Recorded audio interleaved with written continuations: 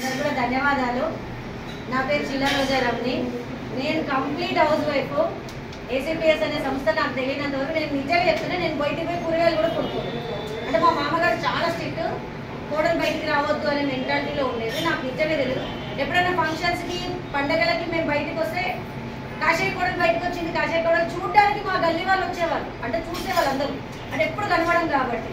అట్లాంటి ఫ్యామిలీ నుంచి ఇప్పుడు అందరూ చెప్పినట్టు మేము ఫోన్లు వాడుతున్నాం. ఎప్పుడు ప్రేమన్న పోస్టులు నేను సోషల్ మీడియాలో చూసి, అంటే వైశ్యాస్కి కార్పొరేషన్ అనేది కూడా ఒకటి ఉంటుంది, అది తెలీదు మనకు అప్పటి వరకు. కార్పొరేషన్ ఇది ఎందుకు రోజు పోస్టులు పెడతాడు, పోరాటం చేయాలి ఎందుకు అంటాడు, అది ఇదని అనుకునేదని రోజు లైక్ కొడుతుండే, రోజు కామెంట్లు పెడుతుండే. అది ఏదో తెలియకుండా చేసేసి అంటే మన గురించి కొట్లాడు ఒక మనిషి ఉన్నాడు అనేది నాకు చాలా ఆశ్చర్యం ఉంటుండే. అట్లా ఒకరోజు అన్నయ్య బర్త్డే రోజు మా ఫ్రెండ్ నీకు ప్రేమ్ గాంధీ అంటే చాలా ఇష్టం కదా, అన్నయ్యని కలుస్తావా అని అడిగింది. ఖచ్చితంగా చూస్తా, ఒక్కసారి చూస్తా అన్నా. ఆ రోజు వచ్చిన అన్నయ్య బర్త్డే ఉంటే విష్ చేసిన. అన్నయ్య నేను మీ ఫేస్బుక్లో రోజు పోస్టులు చూస్తుంటా అంటే అవునా అమ్మ అన్నాడు. కానీ అన్న నన్ను గుర్తుపట్టి అనుకోకుండా నా ఫోన్ ఇట్లా ఆన్ కాక నా ఫోన్ డీపీ కనిపించింది. ఈ డీపీనా ఇది రోజు కనిపిస్తుంది అమ్మా, నాకు రోజు లైక్ ఉంటుంది, రోజు కామెంట్ ఉంటుంది, నువ్వేనా ఇది అన్నాడు. అవునా అన్న అంతే. అక్కడే మాట్లాడినాము.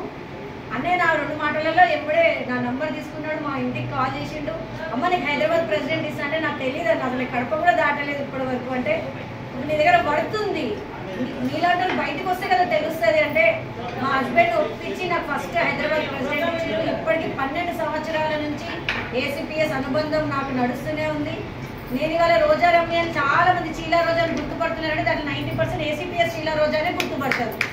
తర్వాతనే నేను వామ్లోకి వెళ్ళినా, తర్వాతనే బీజేపీలోకి వెళ్ళినా, హ్యూమన్ రైట్స్ నేను ఏసీపీఎస్లోకి ఎంటర్ కాగానే హ్యూమన్ రైట్స్ కూడా పెద్ద పోస్ట్ ఇచ్చింది.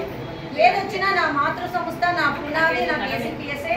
ఇవాళ నాకు ఇంత మాట్లాడడానికి ధైర్యం